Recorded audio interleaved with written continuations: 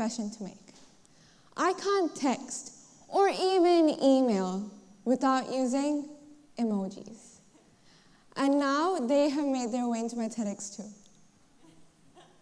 But what if this habit says more about how communication is evolving and what we are changing in the process?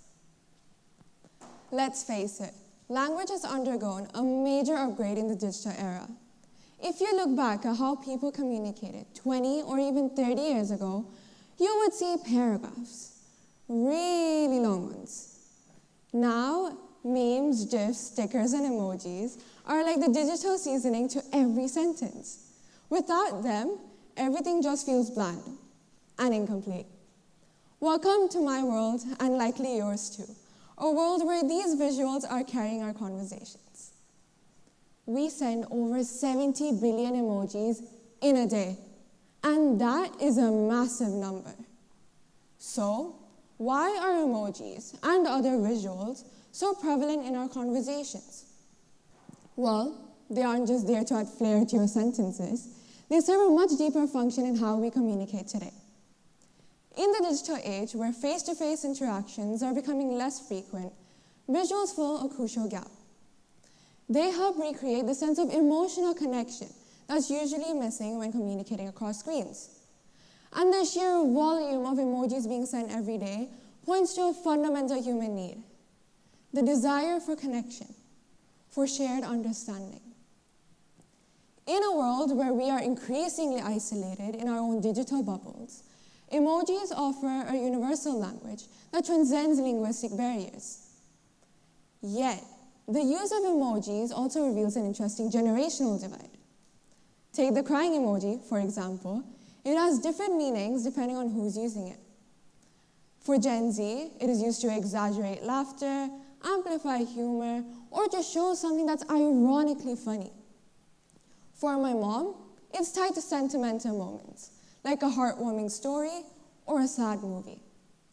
And for my dad, it's used in a more traditional sense, to express genuine sadness over something serious.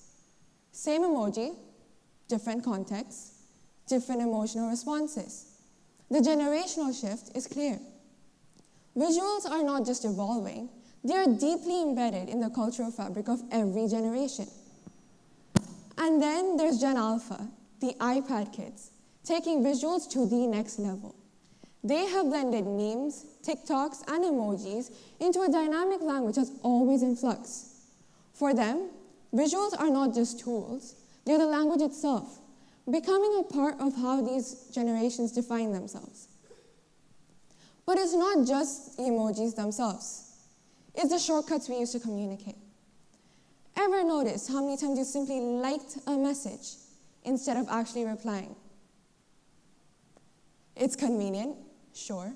It's like saying, okay, I see you, without needing to engage in a full-on conversation. Is this lazy? Maybe a little bit. But let's not be too harsh on it. Visuals are just shortcuts for us to express everything we feel. Instead of fumbling over words, you can send the perfect meme, and boom, message received. And the reason these visuals work so well? Research from The Guardian shows that visuals are processed faster and retained longer than text, making them powerful tools for communicating complex information succinctly. They have made communication faster and more fun, but they have also shifted the way we engage in conversations. Instead of expressing our thoughts and feelings in full sentences, we send a quick meme, sticker, or emoji. But sometimes it feels like we're cutting corners. So while visuals make our conversations more snappier, we have to ask, at what cost? There are moments that require words, moments that require thought and detail, and no number of emojis or GIFs can replace that. The shift towards brevity begs the question, are we prioritizing speed over sincerity? The way we use visuals in social settings is worlds apart from how we use them professionally. In a group chat with friends, GIFs and emojis are a free-for-all. You are sending random reels, emojis, and memes all day long. It's fun, casual, and honestly the best way to keep up with everyone without needing to write an essay. But visuals can get tricky in professional settings. Imagine getting an email from your teacher, professor, or boss saying you have to submit something tomorrow, and the only response you come up with is this. Yeah, not the vibe you're going for.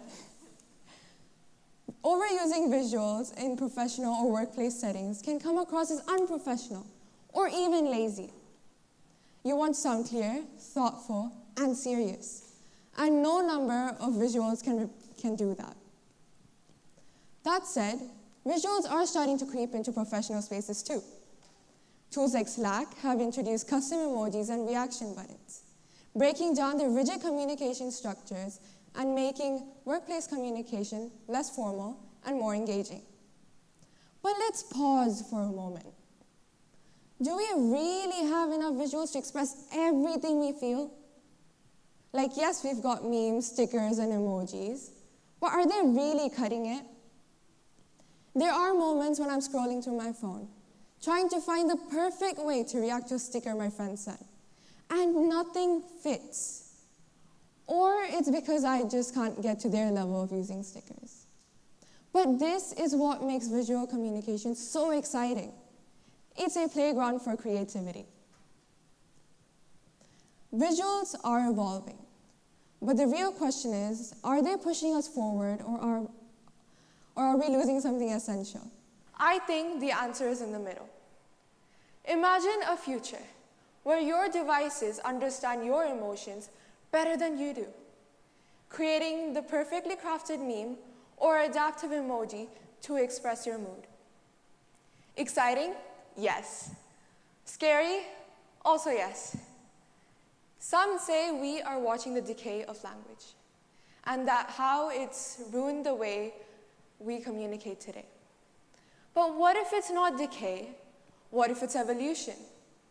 Language has always adapted to the needs of the moment, from ancient symbols on cave walls, to poetry, to text messages today. But even as language evolves, our core need hasn't changed. The need to not just be felt, but to be understood. After all, visuals may spice things up, but real connection is the main dish.